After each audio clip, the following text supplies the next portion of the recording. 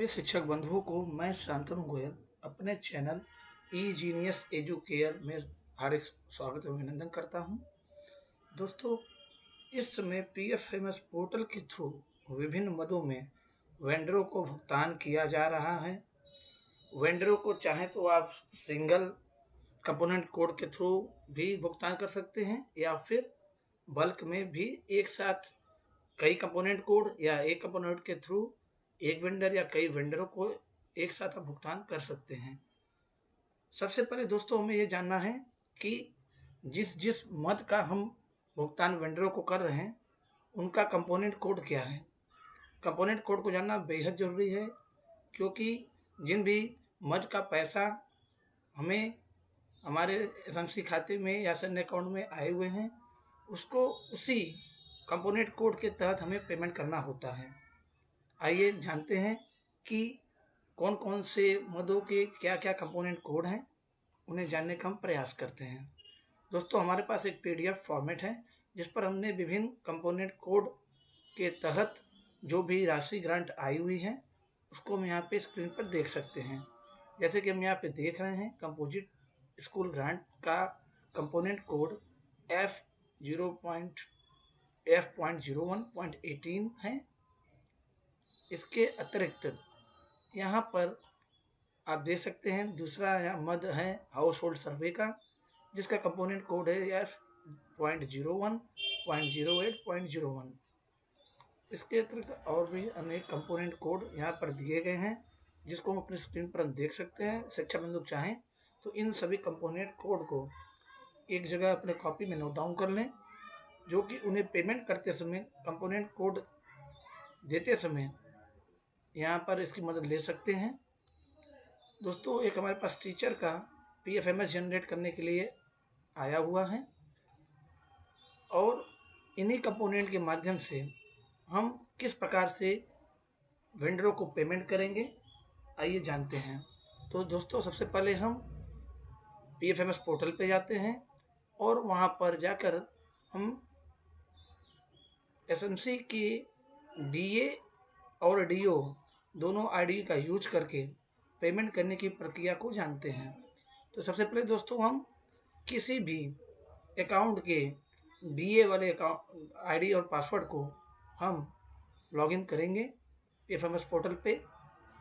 Do और DA दो ID हर शिक्षक के पास होनी चाहिए। डीओ डेटा ऑपरेटर आईडी होती है जिसके माध्यम से हम बिल को जनरेट करते हैं। इसके अतिरिक्त डीए जिसे हम डेटा अप्रूवर की आईडी कहते हैं, हम बनाए गए बिल जो डीओ द्वारा बनाए गए बिल होते हैं उनको हम डीए मतलब डेटा अप्रूवर की आईडी से अप्रूव करके उसका प्रिंट आउट निकालते हैं। तो दोस्तों, सबसे पहले हम डीओ की आईडी से हम यहाँ पे लॉगिन करने वाले हैं। हमने पीएफएमएस का पोर्टल का लॉगिन ये ओपन रखा हुआ है और इसमें एक स्कूल का डीओ आईडी और उसका पासवर्ड हमने ऑलरेडी लॉगिन करके रखा हुआ है। यहाँ पे हम लॉगिन कर रहे हैं और पोर्टल को ओपन कर रहे हैं। दोस्तों, इस तरह से आपका गेटवे ओपन होगा पीएफएमएस पोर्टल का। लॉगिन होने के बाद आप दोस्तों यहाँ देखेंगे कि यहाँ पर मास्टर का ऑप्शन है। यदि हम बल्क में किसी भी मद की राशि को खर्च करना चाहते हैं, इसका मतलब ये है कि अनेक मदों के राशियों को, अनेक वेंडरों को या अनेक मदों की राशियों को अगर एक ही वेंडर को हमें अगर पेमेंट करना है तो उसके लिए सबसे पहले हमें यहाँ पे मास्टर पे जाना पड़ेगा। मास्टर में जाने के बाद यहाँ पर आप देख सकते हैं बल्क कस्टमाइजेशन का ऑप्शन आ रहा है। यहाँ पे नीचे आप देखेंगे मैनेज का ऑप्शन आ रहा है। मैनेज पे ऑप्शन पर क्लिक करेंगे। क्लिक करने पे आप दोस्तों देखेंगे कि हमारा ये पोर्टल धीरे धीरे ओपन हो रहा है और यहाँ पर हमको यहाँ पे स्कीम सेलेक्ट करना होगा। पीएफएमएस पोर्टल पे जो भी हम पेमेंट कर रहे हैं उसका स्कीम कोड UP113 आप सिलेक्ट करेंगे। इसके बाद एक कस्टमाइज नेम आप देंगे। जैसा कि आप नीचे देख सकते हैं कि यहाँ पर हमने पीएफएमएस एक्सपेंस 1 के नाम से ऑलरेडी एक कस्टमाइज नेम दे रखा है और इसको जनरेट कर रखा हुआ है। यहाँ पे आप देखेंगे नीचे आपका लिखा हुआ है ट्रांजैक्शन टाइप। यहाँ पे component wise, bulk wise, default component लिखा हुआ है। आप चाहें तो यहाँ पे पहला वाला ऑप्शन कंपोनेंट वाइज क्लिक कर सकते हैं। क्लिक करने के बाद आप दोस्तों देखेंगे यहाँ पे सभी कंपोनेंट कोड जिन जिन मदों में आपकी धनराशियाँ आई हुई हैं उसका कंपोनेंट कोड यहाँ पे ओपन हो रखा है। हमें जिन जिन मदों का पैसा खर्च करना है उसके कंपोनेंट कोड को, जिसका भी हमने पीडीएफ आपको दिखाया था, उसके माध्यम से हम यहाँ पर सेलेक्ट करेंगे। जैसा कि हमारे केस में यहाँ पे जिनका हम पीपीए जनरेट करने जा रहे हैं उनका कंपोनेंट कोड यहाँ पे हमें सेलेक्ट करना है। जैसे कि अभी आपका एसएमसी बैठक के लिए 1100 रुपया हर स्कूलों में आया हुआ है, उसका कंपोनेंट कोड F.01.10 है। इसके अलावा हमें कंपोजिट ब्रांड का पैसा खर्च करना है जिसका कंपोनेंट कोड F.01.18 है। ये आपको यहाँ पे आप देख सकते हैं। इसके अलावा और भी कई कंपोनेंट कोड हैं, लेकिन अभी हम फिलहाल यहाँ पे 2 ही कंपोनेंट कोड के बारे में जानेंगे। इसके अलावा यहाँ पे देख सकते हैं राइट साइड में वेंडर का ऑप्शन आ रहा है, इसको हम टिक करेंगे। वेंडर में जैसे हमें कई वेंडर को एक साथ पेमेंट करना है तो उन वेंडरों को जिनको हमें पेमेंट करना है उनको हम यहाँ पे सेलेक्ट कर लेंगे। हमारे केस में हम यहाँ पे कुछ वेंडर को हम सेलेक्ट कर रहे हैं जिनको हमें पेमेंट करना है। यहाँ पे दोस्तों हमने 2 वेंडर को हमने चूज कर लिया है जिन्हें हमें पेमेंट करना है। इसके बाद आप यहाँ पर नीचे जाएंगे, यहाँ पर ई पेमेंट यूजिंग प्रिंट एडवाइस का ऑप्शन आ रहा है, यहाँ पे आप टिक कर लेंगे। टिक करने के बाद यहाँ पे सेव का ऑप्शन है, आप चाहें तो इसको सेव कर सकते हैं, लेकिन यहाँ पे पहले आपको कस्टमाइज नेम को टाइप करना पड़ेगा। हमारे केस में हम यहाँ पे कस्टमाइज नेम, चूँकि पैसा पीएफएमएस पोर्टल का यूज़ कर रहे हैं तो पीएफएमएस एक्सपेंस 2 नाम के कस्टमाइज नेम से हम इसको सेव कर रहे हैं और यहाँ पे सेव बटन पर क्लिक करके हम रिकॉर्ड को सेव कर ले रहे हैं। अब आप देखेंगे दोस्तों जो भी मैंने भी किया है पीएफएमएस एक्सपेंस 2 ये यहाँ पे आ चुका है। ये मास्टर पे जाने के बाद, बल्क कस्टमाइजर में जाने के बाद आपको यहाँ मैनेज के ऑप्शन पे जा करके ऑप्शन में क्लिक करके सेलेक्ट करके आपको इस तरह से इसको जनरेट करना है। इसके बाद अब हमें इस कस्टमाइज नेम के तहत पेमेंट कई वेंडरों को करना है। इसके लिए हम यहाँ पे एक्सपेंडिचर पर जाएंगे, ऐड न्यू पे जाएंगे। ऐड न्यू में जाने के बाद हमारा ये गेटवे इस तरह से ओपन होता है, जिस पर हमें जाकर फिर यूपी 113 को सेलेक्ट करना है। यूपी 1 सेलेक्ट करने के बाद अभी आपने दोस्तों देखा होगा कि हमने पीएफएमएस एक्सपेंस 1 एक्सपेंस 2 जो भी हमने कस्टमाइज नेम देते हुए बल्क का एक्सपेंडिचर के लिए कस्टमाइज नेम जो हमने दिया हुआ है उसको वो सेलेक्ट कर लेना है। मान लीजिए कि हमने इसके पहले पीएफएमएस एक्सपेंस 1 के नाम से एक कस्टमाइज नेम जनरेट किया था, उस पर हम क्लिक कर रहे हैं।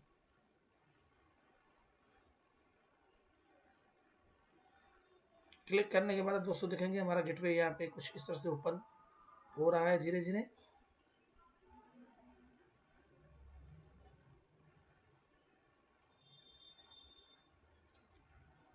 अब यहाँ पे दोस्तों आपने यहाँ पर लेटर ऑफिस ऑर्डर नंबर देना है। हमारे केस में हमने एक ऑर्डर नंबर तैयार किया हुआ है जिसके तहत हमें जिन जिन वेंडरों को पेमेंट करना है उसका हमने ऑर्डर नंबर यहाँ को देना होता है। हमारे केस में हम यहाँ पर जिस स्कूल का नाम है उसको नाम के साथ उस फाइनेंसियर का नाम देते हुए हमने एक लेटर ऑर्डर नंबर तैयार किया है। हम इसको हम टाइप कर रहे हैं।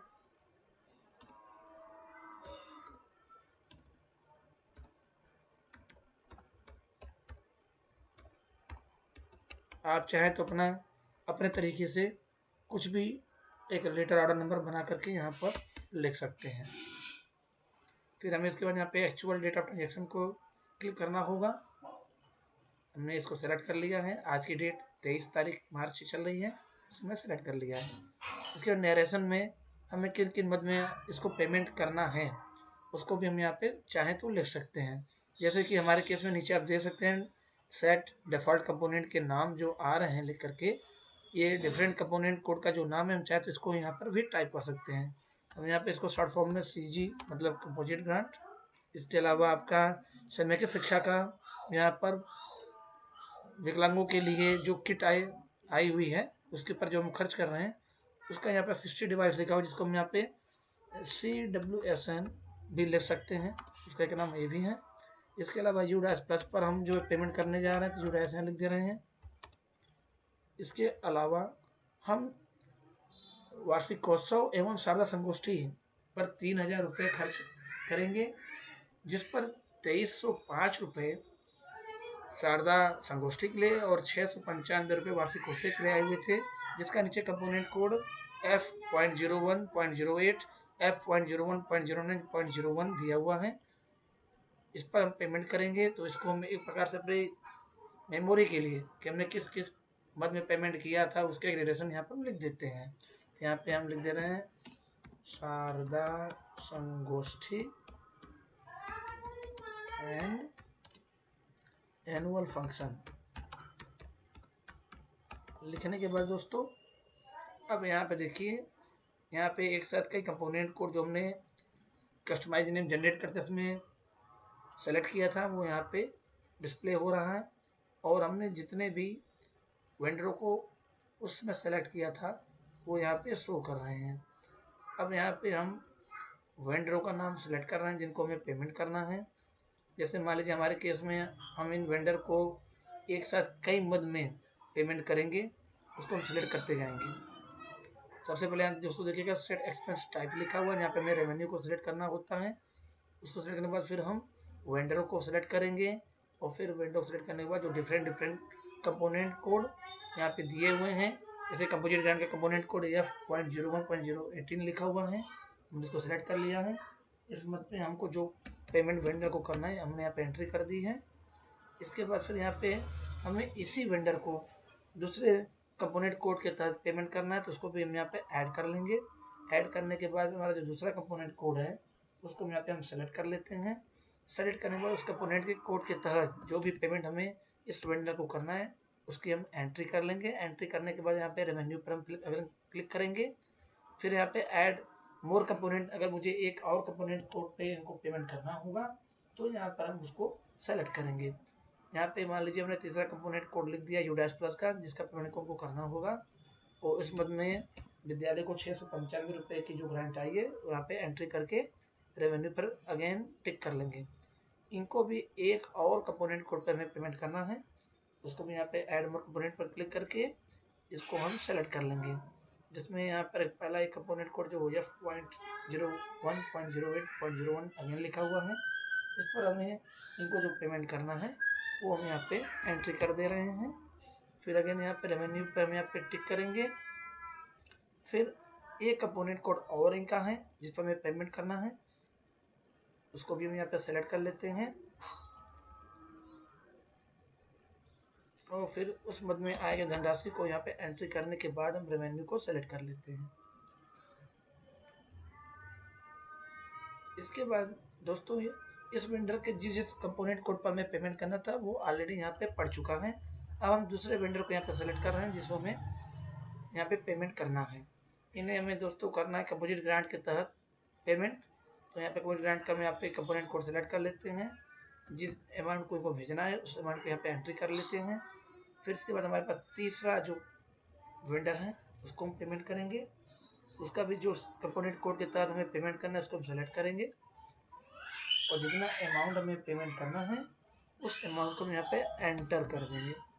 एंटर करने के बाद दोस्तों देखेंगे अब यहाँ पे हमारा जितना भी पेमेंट जिन वेंडरों को जिन कंपोनेंट कोड के तहत करना था वो सब हम सेलेक्ट कर चुके हैं, जिसका यहाँ पे टोटल आप ऊपर देख सकेंगे यहाँ पे हमें शो कर रहा है। अब चाहे तो आप इसी पेमेंट को जो कि यहाँ पे टोटल आ गया नेट अमाउंट 38,458 रुपया, इसको हम यहाँ पे एक्सपेंडिचर अमाउंट में 38,458 रुपये एंट्री कर लेंगे। एंट्री करने के बाद दोस्तों हम अब इनको एक बार और चेक कर लेते हैं कि जो हेड में हमें जो एंट्री करनी थी वो सही है या नहीं, उसको एक बार चेक कर लेंगे। चेक करने के बाद दोस्तों नीचे आपको मिलेगा सबमिट का ऑप्शन, इसको आपको सबमिट कर लेना होता है। सबमिट हमने यहाँ पे कर लिया है। इस तरह से दोस्तों कि आप यहाँ पे आपका वाउचर जनरेट हो गया है। इसको हम एक जगह अपने कॉपी में नोट डाउन कर लेंगे। इसके बाद यहाँ पर यस का ऑप्शन आ रहा है, डू वांट टू प्रोसीड के लिए आप यस कर लेंगे। यस करने के बाद दोस्तों हम अभी इसके आगे प्रोसेसिंग हो रही है। जैसे ही आगे चलेगा फिर हम आपको इसके बारे में बता रहे हैं।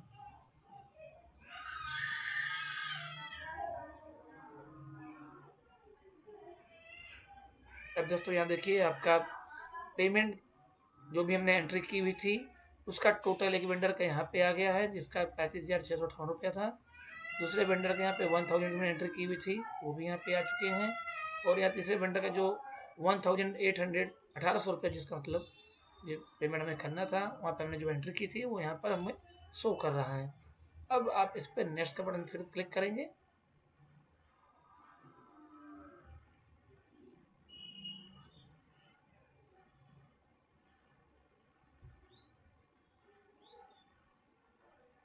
आप चाहें तो यहाँ पे अगेन यहाँ पे नरेशन फॉर पासबुक, जब भी दोस्तों आप स्टेटमेंट बैंक जाकर लेते हैं तो बैंक स्टेटमेंट में आप चाहते हैं कि जिस मद में जिस वेंडर को हमने क्या क्या पेमेंट किया है उसको यहाँ पर आप एंट्री कर देंगे तो आपके स्टेटमेंट में प्रिंट होके आ जाएगा। जैसा कि इस केस में हमने यहाँ पर इस पार्टी वेंडर को हमने कंपोजिट ग्रांट का पेमेंट किया हुआ है। इनको हमने CWSN जिसे समय की शिक्षा कहा जाता है, जिसके तहत हमें विकलांग किट लेनी होती है, उसका हमने पेमेंट किया हुआ है। इसके तहत इनको हमने यूडाइस का पेमेंट किया हुआ है और वार्षिकोत्सव शारदा का भी हमने इनको पेमेंट किया है। तो यहाँ पे हम शारदा संगोष्ठी और वार्षिकोत्सव का पेमेंट किया हुआ है, तो एनुअल फंक्शन AF के नाम पे यहाँ पे एंट्री कर दे रहे हैं। इसको हमने कंपोजिट ग्रांट का पेमेंट किया हुआ, यहाँ पे हमने यहाँ पे लिख दिया है। ये भी कंपोजिट ग्रांट की मशीन को पेमेंट किया जा रहा है, तो ये भी हमने यहाँ पे एक शॉर्ट फॉर्म में CG लिख दिया हुआ है। अब आप इसको कंफर्म कर सकते हैं। कंफर्म बटन पे क्लिक कर दें, प्रोसेसिंग होगी दोस्तों। और यहाँ पर आपका देखिए लिखा हुआ है पे डिटेल सेव्ड सक्सेसफुली, मतलब जितने भी हमें वेंडर्स को पेमेंट करने थे उनका डिटेल यहाँ पे हमारा सेव हो चुका है। अब यहाँ पे हमको नेक्स्ट बटन पर अलग क्लिक करना होगा।